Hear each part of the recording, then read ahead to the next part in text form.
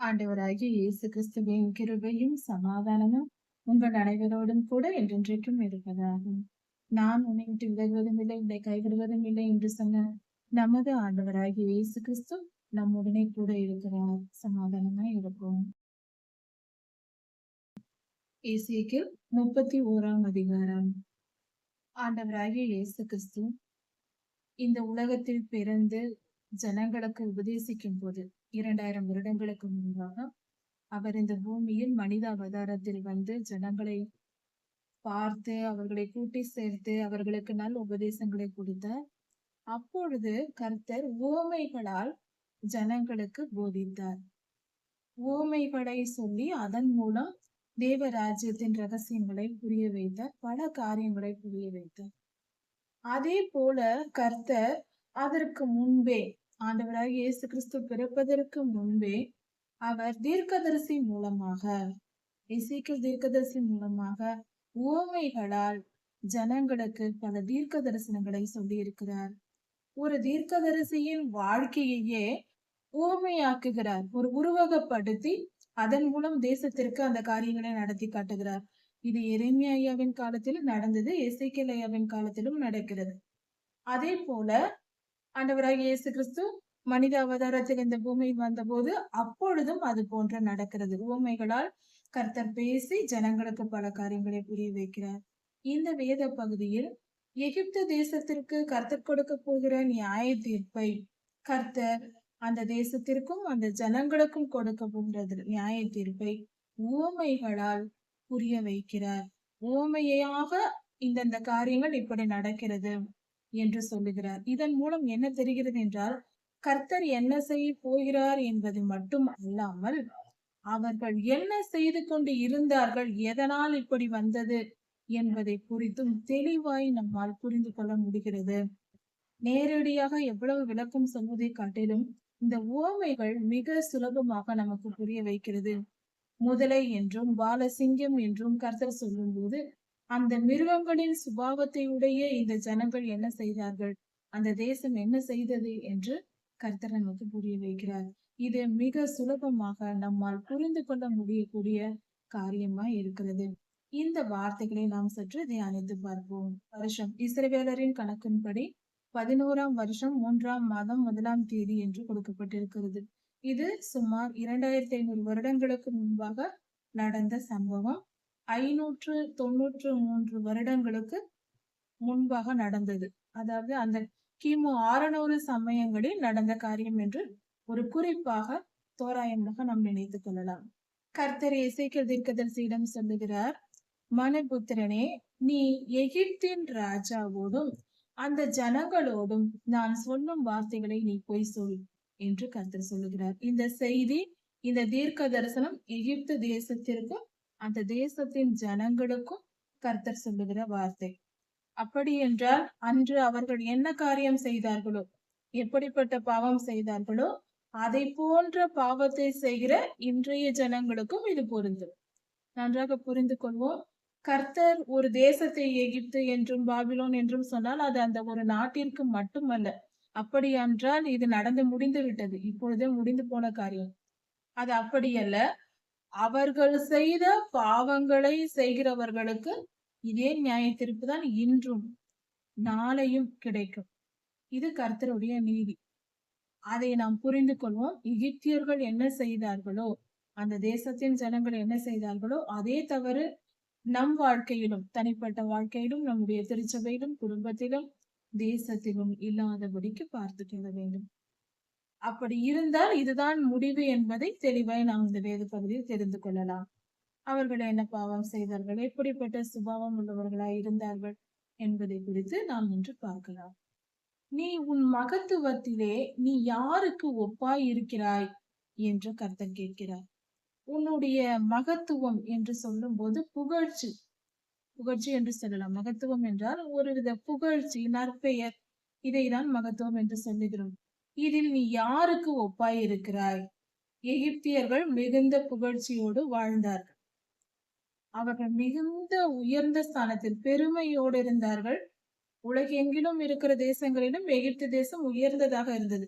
அப்படி என்றால் வல்லரசாக இருந்தது என்று சொல்லலாம். இன்றைய காலத்திற்கு புரியும்படி கர்த்தர் சொல்லுகிறார், லெபனோனில் அசீரியன் செழிப்பாய் இருந்தான். லெபனோன் தேசத்தில் அசீரியன் என்று சொல்லப்பட்டிருக்கிறது. இது எகிப்தியர்களை குறிக்கிறது. எகிப்தியர்கள் ஏன் இப்படி சொல்லப்படுகிறார்கள், அவர்கள் எப்படி இருந்தார்கள் என்ற அவர்களுடைய நிலையை குறித்து கர்த்தர் உண்மையாக சொல்லுகிறார். எகிப்து தேசம் ஒரு கேதுரு மரத்தை போல் இருந்ததா. கேதுரு மரம் என்பது மர வேலைக்கு பயன்படுகிற ஒரு மரம். மிக சிறந்த மரத்தினால் செய்யப்பட்ட பொருட்கள் செய்வதற்கு கேதுரு மரத்தை பயன்படுத்தினார்கள். அந்த காலத்தில் சந்தன மரத்தை பயன்படுத்துவது போல கேதுரு மரத்தை பயன்படுத்தினார்கள். இதில் என்ன காரியம் என்றால், அந்த மரம் எப்படி இருந்தது என்று சொல்லப்பட்டிருக்கிறது. அந்த மரம் மிக செழிப்பாய் இருந்ததாம். இந்த மரம், இந்த கேதுரு மரத்தை குறித்து கர்த்தர் சொல்லுகிற வார்த்தைகள் எல்லாம் அந்த காலத்தில் எகிப்து தேசம் இருந்த நிலையை குறிக்கிறது.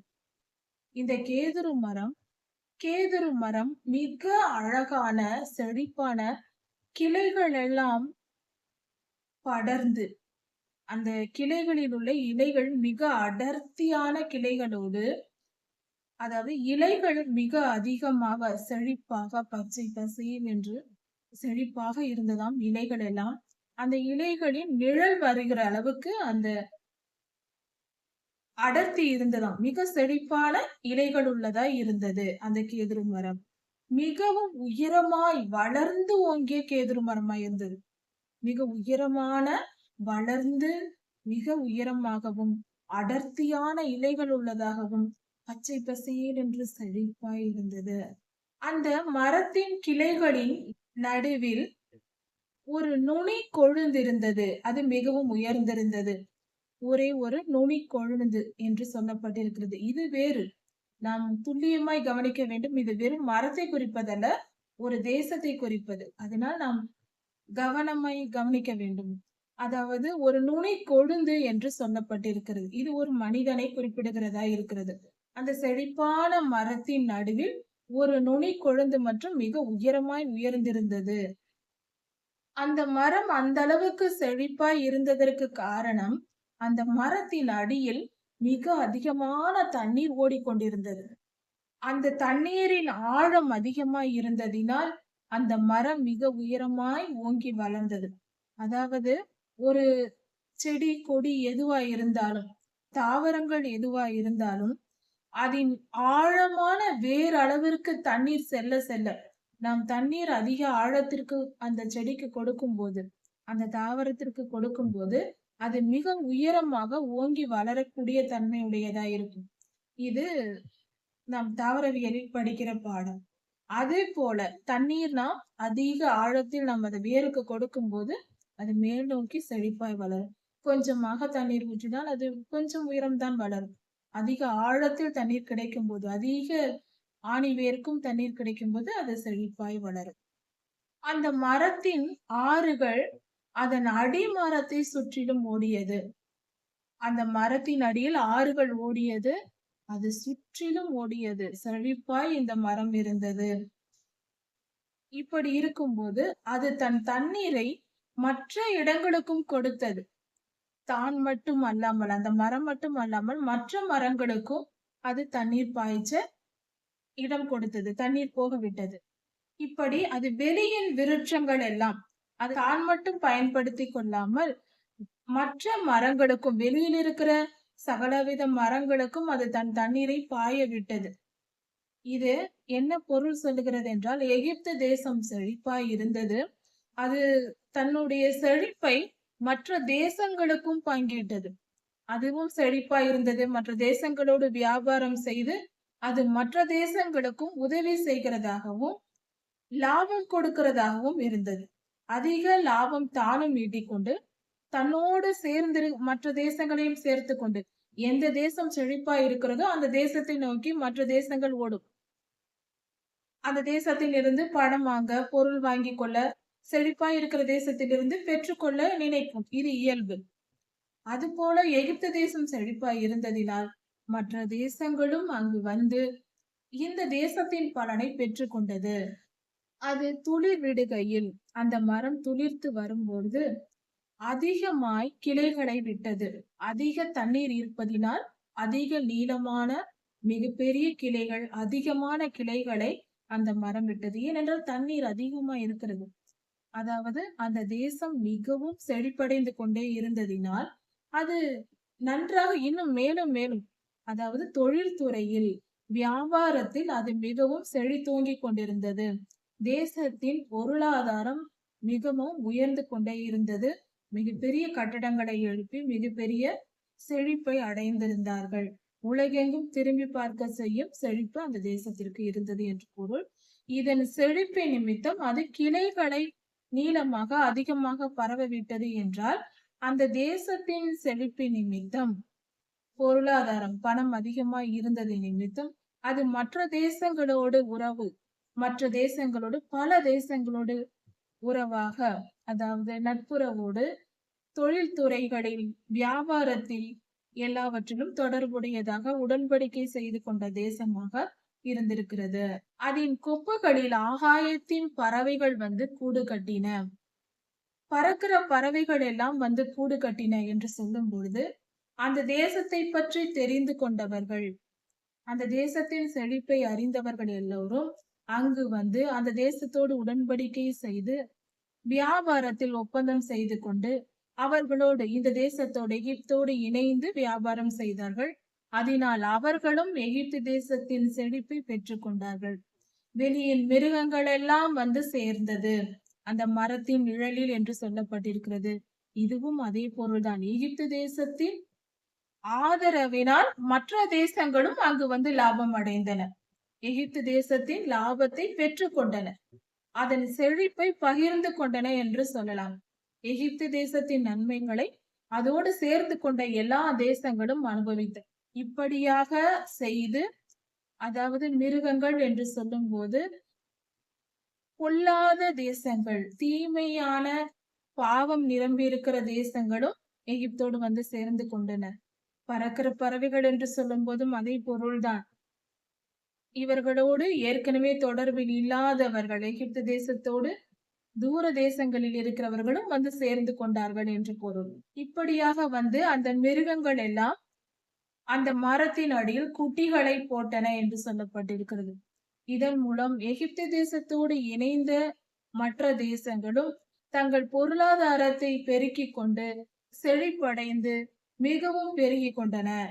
தன்னுடைய நிலையை உயர்த்தி கொண்டன. மற்ற தேசங்களும், எகிப்தோடு இணைந்த தேசங்களும் தங்கள் நிலையை உயர்த்தி கொண்டன என்று பொருள். இப்படி அதன் வேர், அந்த கேதுரு மரத்தின் வேர் திரளான தண்ணீர்களில் இருந்ததினால், அதிகமான தண்ணீர் உள்ள இடத்தில் அது இருந்ததினால் அந்த மரம் மிகவும் செழிப்பாகி கிளை பரப்பி பெருகிக் கொண்டே இருந்தது. அது பார்ப்பதற்கு மிகவும் அலங்காரமாய் இருந்தது. எகிப்து தேசம் மிகவும் அலங்காரம் உள்ள தேசமாய் இருந்தது என்று சொல்லப்பட்டிருக்கிறது. தேவனுடைய வனத்தில் உள்ள கேதுரு மரங்கள் அதை மறைக்க கூடாதிருந்தது. தேவனுடைய வனத்தில் உள்ள மரங்கள், கேதுருக்கள் அதை மறைக்க முடியாதிருந்தது என்று சொல்லப்பட்டிருக்கிறது.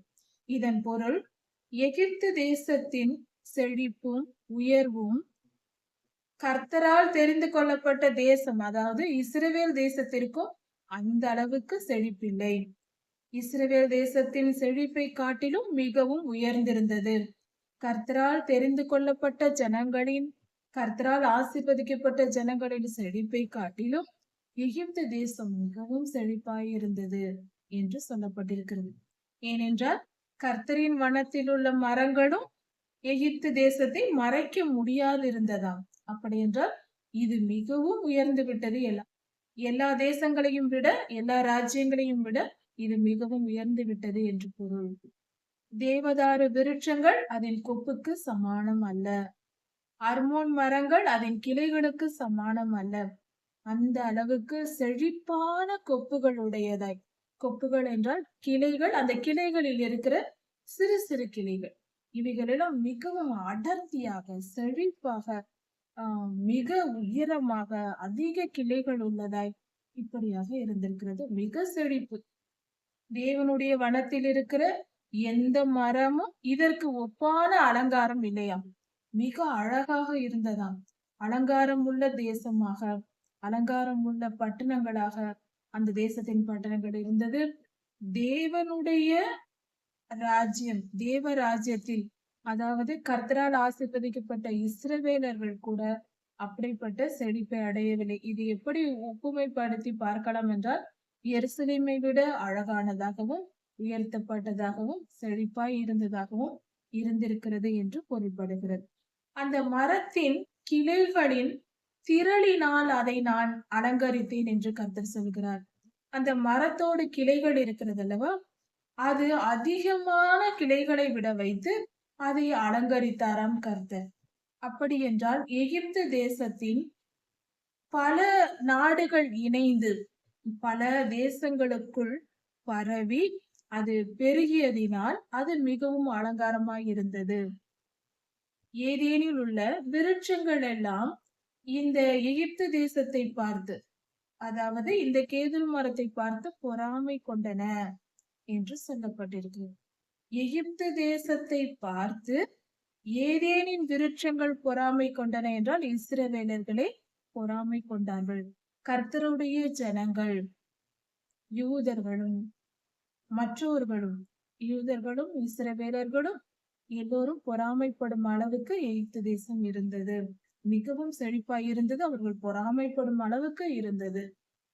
அதாவது இப்படிப்பட்ட உயர்த்தப்பட்ட நிலையில் இருக்கிற அந்த எகிப்து தேசம், அந்த மரம், கேதுரு மரம் என்ன நினைக்கிறது? இப்படி அது உயர்த்தப்பட்டதினால் கர்த்தர் சொல்லுகிறார், அது மேட்டிமையாகி பெருமை வந்துவிட்டது அந்த மரத்திற்கு. எகிப்து தேசம் பெருமை கொண்டது. கொப்புகளின் கிளைக்குள்ளே தன்னுடைய நுனி கிளையை ஓங்க விட்டதினால், அது எகிப்தின் ராஜா மிகவும் உயர்த்தப்பட்டதினால், எகிப்தின் மேட்டிமை, அந்த மரம் மிகவும் உயர்த்தப்பட்டதினால், உயரமாய் வளர்ந்ததினால் என்று சொல்லப்பட்டிருக்கிறது. அப்படி என்றால் எகிப்தின் உயர்வு, அதன் பெருமை, அதன் பொருளாதார உயர்வு எல்லா விதத்திலும் உயர்ந்திருந்தது. எல்லோரும் பாராட்டும்படி புகழ்ச்சிக்குரியதாய் இருந்தது. அதனால் அது மேட்டிமை அடைந்தது, பெருமை கொண்டது. என்னை போல யாரும் இல்லை உலகத்தில், இந்த தேசத்தை போல எந்த தேசம் இருக்கிறது என்று பெருமை கொண்டதினால் நான் ஜாதிகளின் மகா வல்லமை உள்ளவன் கையில் ஒப்பு கொடுத்தேன் என்று கர்த்தர் சொல்லுகிறார். இப்படி நான் எல்லாவித ஆசீர்வாதத்தையும் அதற்கு கொடுத்திருக்கும் போது, அதை உயர்த்தி வைத்திருக்கும் போது அது உயர்ந்திருக்கிறது. கர்த்தர் சொல்லுகிறார், அந்த எகிப்து தேசம் மிகவும் உயர்ந்து செழிப்பாய் இருக்கிறது. அது தன் உயர்வையிலும் அதன் செழிப்பினாலும் மேட்டிமை அடையக்கூடாது, ஆனால் மேட்டிமை அடைந்து விட்டது. இப்படி மேட்டிமை அடைந்ததினால் நான் அதை பலத்த ஜாதியின் தலைவனிடத்தில் நான் ஒப்பு கொடுப்பேன். மிகப்பெரிய பலசாலியான ஒரு ராஜாவினிடத்தில் எகிப்து தேசத்தை நான் ஒப்பு கொடுப்பேன். அவன் வந்து இந்த தேசத்தை அழித்து போடுவான். எவ்வளவு செழிப்பான மரம் போல இருந்த கேதுரு மரம் போல இருந்த தேசம் அழிக்கப்பட போகிறது என்று கர்த்தர் சொல்கிறார். மகா வல்லமையுள்ளவன் கையில் நான் ஒப்பு கொடுத்து விட்டேன் என்று கர்த்தர் சொல்ல, அந்த ராஜா வந்து எகிப்தை தனக்கு இஷ்டமானபடி செய்வான். ராஜாவுக்கு, பாபிலோனின் ராஜாவுக்கு கர்த்தர் ஒப்பு கொடுத்தேன் என்று சொல்லுகிறார். பாபிலோன் ராஜா தனக்கு இஷ்டமானபடி எல்லாம் எகிப்து தேசத்திற்கு செய்வார். இப்படியாக நான் ஒப்பு கொடுத்து விட்டேன், உன்னை நான் அந்த மனிதனிடம் ஒப்பு கொடுத்து விட்டேன் என்று சொல்லுகிறார். எகிப்து தேசத்தின் அக்கிரமத்தின் நிமித்தம் கர்த்தர் அதை தள்ளி போட்டார். அது செய்த அக்கிரமம் மிகவும் பெரியது. அதனால் அதை தள்ளி போட்டு அந்நியரிடத்தில் ஒப்பு கொடுத்து விட்டார். ஜாதிகளில் வல்லவர் ஆகிய மிகுந்த பலசாலிகளும் வல்லமை உள்ளவரும் ஆகிய பலரிடம், வல்லமை உள்ளவரும் ஆகிய அந்நிய தேசத்தாரிடம் நான் ஒப்பு கொடுத்து விட்டேன். அவர்கள் வந்து வெட்டி போட்டு அந்த தேசத்தை அழிப்பார்கள் என்று கர்த்தர் சொல்கிறார். ஒரு மரத்தை வெட்டி போடுவது போல கேதுரு மரத்தை அந்நிய தேசத்தார் வந்து வெட்டி போட்டார்கள். அதன் கிளைகள் தேசம் எங்கும் சிதறி கிடந்தன. அதன் கொப்புகள் பள்ளத்தாக்குகளின் மேலும் மலைகளின் மேலும் விழுந்து கிடந்தன. மலைகளின் மேலும் பள்ளத்தாக்குகளிலும் வெட்டப்பட்ட அந்த மரத்தின் கிளைகள் சிதறி கிடந்தன என்று சொல்லப்பட்டிருக்கிறது. எகிப்து தேசத்தின் ஜனங்கள் சிதறடிக்கப்பட போகிறார்கள். அவர்கள் மலைகளிலும் பள்ளத்தாக்குகளிலும் மறைந்து வாழும் நிலை வரும் என்று பொருள். அந்த மரத்தின் கிளைகள் தேசத்தில் உள்ள எல்லா ஆறுகளின் முனைகளிலும் ஒடிந்து விழுந்து கிடக்கும். பூமியில் உள்ள ஜனங்கள் எல்லாரும் அதை விட்டு விலகி போனார்கள். ஏற்கனவே எகிப்து தேசத்தின் நிழலில் வந்து அமர்ந்து அந்த தேசத்தோடு உடன்படிக்கை செய்து அதன் பலன்களை அனுபவித்துக் கொண்டிருந்த அந்நிய தேசத்தார் எல்லாம் அதை விட்டு போய்விட்டார்கள். ஒரு தேசம் செழிப்பாய் இருந்தால் மற்ற தேசத்தார் வந்து அந்த செழிப்பை அனுபவிப்பார்கள், உடன்படிக்கை செய்வார்கள், எதையாவது பெற்றுக் கொள்வதற்காக. அதே அந்த தேசத்திற்கு துன்பம் வரும்போது அந்த தேசம் அழிக்கப்பட போகிறது என்றால் கூட சேர்ந்து யார் அழிந்து போவார்கள்? அழிவு வந்துவிட்டது என்று தெரிந்ததும் எல்லோரும் ஓடி போய்விட்டார்கள். மற்ற தேசத்தார், இதுவரை எகிப்து தேசத்தின் பலனை அனுபவித்த அடுத்த அந்நிய தேசத்தார்கள் ஓடி போய்விட்டார்கள். விழுந்து கிடக்கிற அதன் மேல் ஆகாயத்து பறவைகள் எல்லாம் வந்து தங்கின, வெளியின் மிருகங்கள் எல்லாம் வந்து தங்கின என்று சொல்லப்பட்டிருக்கிறது. விழுந்து போன அந்த தேசத்தை ஆளுகை செய்து கொண்டு அதன் பலனை பறித்து கொள்ளும்படியாக பலர் வந்து அங்கு கூடியிருந்தார்கள், அந்நியர்கள் என்று பொருள். அதாவது அந்த தேசத்தின் அழித்து அதன் பலனை தங்களுக்கென்று எடுத்துக்கொண்டு போவதற்காக வந்திருந்தார்கள் என்று பொருள். கர்த்தர் இதை ஏன் செய்தேன் என்று இந்த இடத்தில் விளக்கம் சொல்லுகிறார்.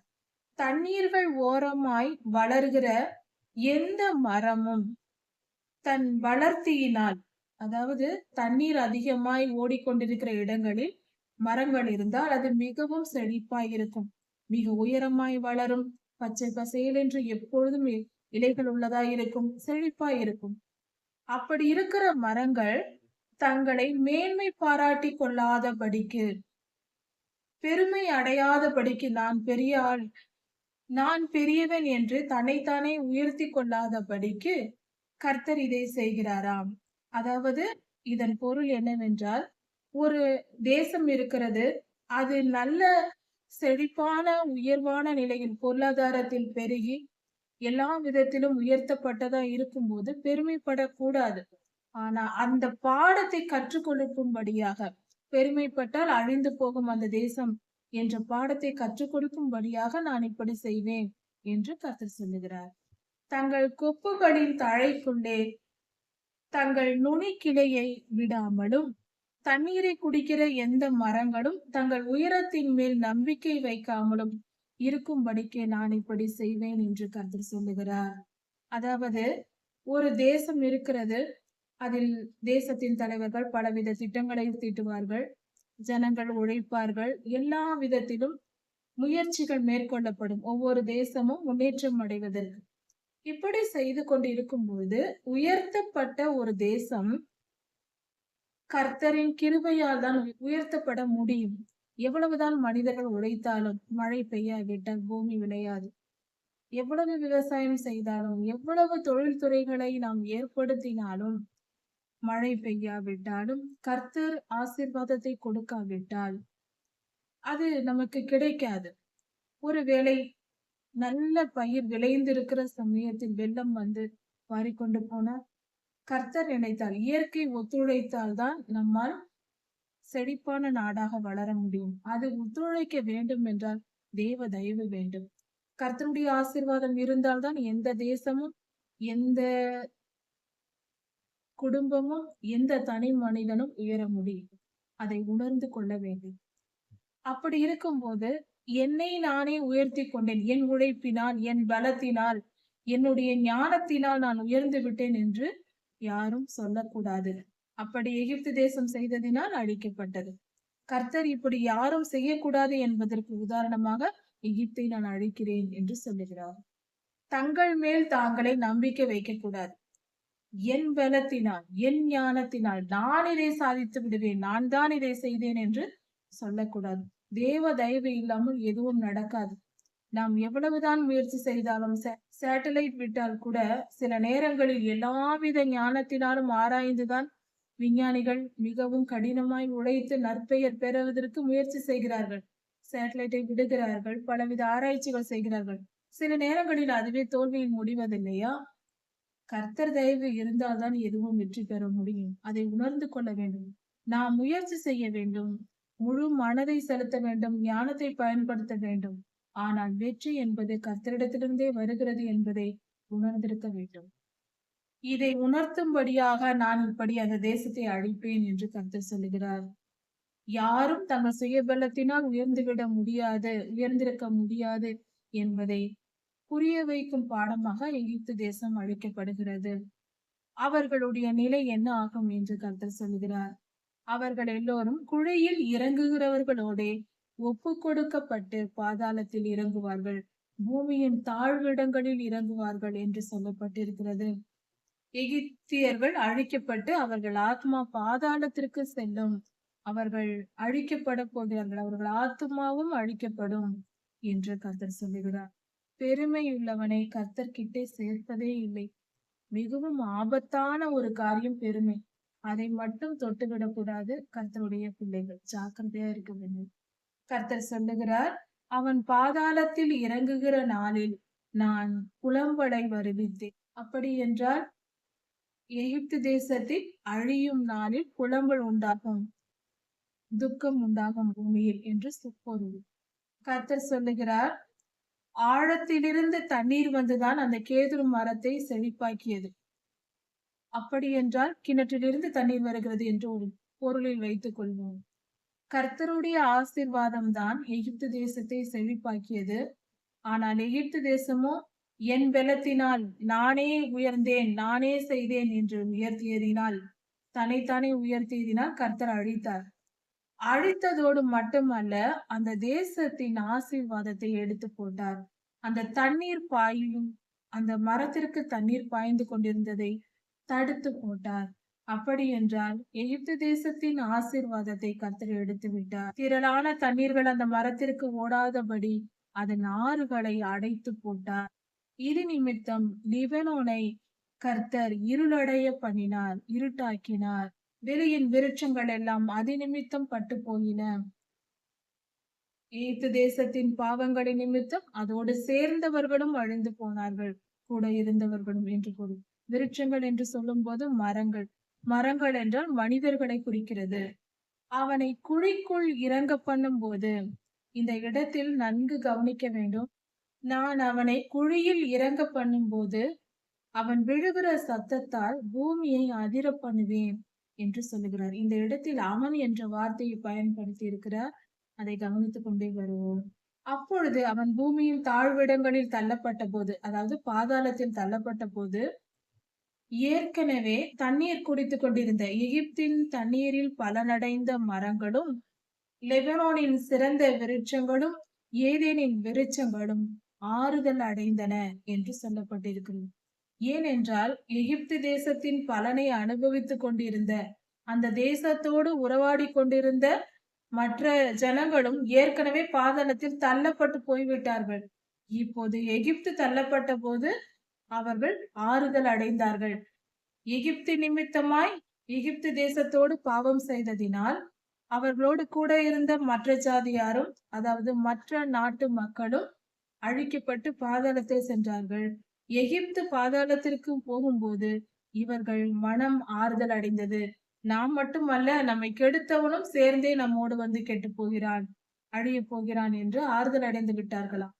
எகிப்து தேசத்தின் கூடவே இருந்து எகிப்திற்கு பலமாய் வலதுகரமாய் இருந்து செயல்பட்ட மற்றவர்களும் அங்கு பாதாளத்தில் இறங்கினார்கள். அப்படி என்றால் அவர்களும் அழிக்கப்பட்டு பாதாளத்தில் அடைக்கப்பட்டார்கள்.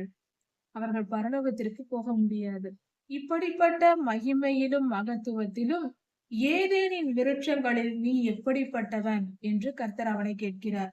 ஏதேனின் விருட்சங்களோடு கூட நீயும் வெட்டப்பட்டவனாய் பாதாளத்தில் போய் கிடப்பாய் என்று கர்த்தர் சொல்லுகிறார். பார்வோனும் அவன் கூட்டமும் இதுவே என்று கர்த்தர் சொல்லுகிறார். அப்படி என்றால் ஏதேனின் விருட்சங்கள் என்றால் கர்த்தருடைய பிள்ளைகள். கர்த்தருடைய பிள்ளைகள் எகிப்தியர்களோடு இணைந்து, அப்படி என்றால் இஸ்ரவேலர்களில் எகிப்து தேசத்தோடு உறவாடி அவர்களோடு சேர்ந்து கொண்டு பாவம் செய்தவர்களும் பாதாளத்தில் அடைக்கப்படுகிறார்கள், பாதாளத்திற்கு அனுப்பப்படுகிறார்கள். இஸ்ரவேலர்கள் என்ற காரணத்தினால் பரலோகம் சென்று விட முடியாது. அவர்கள் துன்மார்க்கரான எகிப்தியரோடு சேர்ந்து அவர்களோடு இருந்ததினால் இஸ்ரவேலர்களும் அழிக்கப்படுகிறார்கள். எகிப்தோடு சேர்ந்த அனைவரும் பாதாளத்தில் தள்ளப்படுகிறார்கள். எகிப்தின் பாவம் பலரை இழுத்து கொண்டு பாதாளத்திற்கு சென்று அடைக்கிறது. எகிப்தும் அழிந்து அந்த தேசமும் அழிந்து அந்த தேசத்தோடு உறவாடி கொண்டிருந்த எல்லோரும் அழிந்து சேர்ந்து அழிந்து போகிறார்கள். பாதாளத்தில் அடைக்கப்படுகிறார்கள். நித்திய ஜீவனை இழந்து போகிறார்கள் என்று சொல்லப்பட்டிருக்கிறது. இந்த இடத்தில் அவன் என்று சொல்லப்பட்ட அந்த வார்த்தை பொல்லாத சாத்தானை குறிக்கிறது. அவனும் பாதாளத்தில் அடைக்கப்பட போகிறான். அவனோடு கூட சேர்ந்த எகிப்தியர்களும் அந்நிய தேசத்தாரும் அடைக்கப்படுகிறார்கள். ஏதேனின் வெளிச்சங்கள் என்று சொல்லும் போது இஸ்ரவேலர்களும் எகிப்தோடு இணைந்து கொண்டு, அதாவது பாவம் செய்கிற எல்லோரும், எகிப்தியர்களாய் இருந்தால் என்ன, இஸ்ரவேலராய் இருந்தால் என்ன, அவர்கள் யாராய் இருந்தால் என்ன, சாத்தானாய் இருந்தால் என்ன, பாவம் செய்கிற அனைவரும் பாதாளத்தில் அடைக்கப்படுகிறார்கள். முதலில் சாத்தான் போகிறான், அவனோடு கூட துன்மார்க்கர் போகிறார்கள். கர்த்தருடைய ஜனங்கள் பாவம் செய்தவர்களும் அங்கே போகிறார்கள்.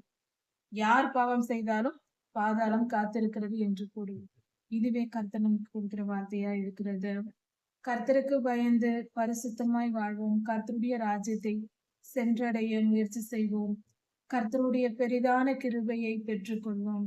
இருதயத்தை கடினப்படுத்த வேண்டாம். கர்த்தரிடத்தில் துணிந்து நிற்க வேண்டாம். கர்த்தருக்கு பயந்து அவருக்கு கீழ்ப்படிவோம்.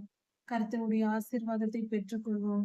வாழ்க்கை ஒரு முறைதான். தவறாக வாழ்ந்து அழிந்து போக வேண்டாம். நம் ஜீவனை, நம் உயிரை, நம் ஆத்மாவை, நம் வாழ்வை காப்பாற்றிக் கொள்வோம். நித்திய ஜீவனில் சென்று மரணத்தை வென்று வாழ்வோம். கர்த்தர் உங்களை ஆசீர்வதிப்பாராக. இதன் தொடர்ச்சியை அடுத்த செய்தியில் பார்க்கலாம். ஆண்டவராகிய இயேசு கிறிஸ்து சீக்கிரம் வரப்போகிறார். அவருடைய வருகைக்கு நாம் ஆயத்தப்படுவோம். மாரநாதா.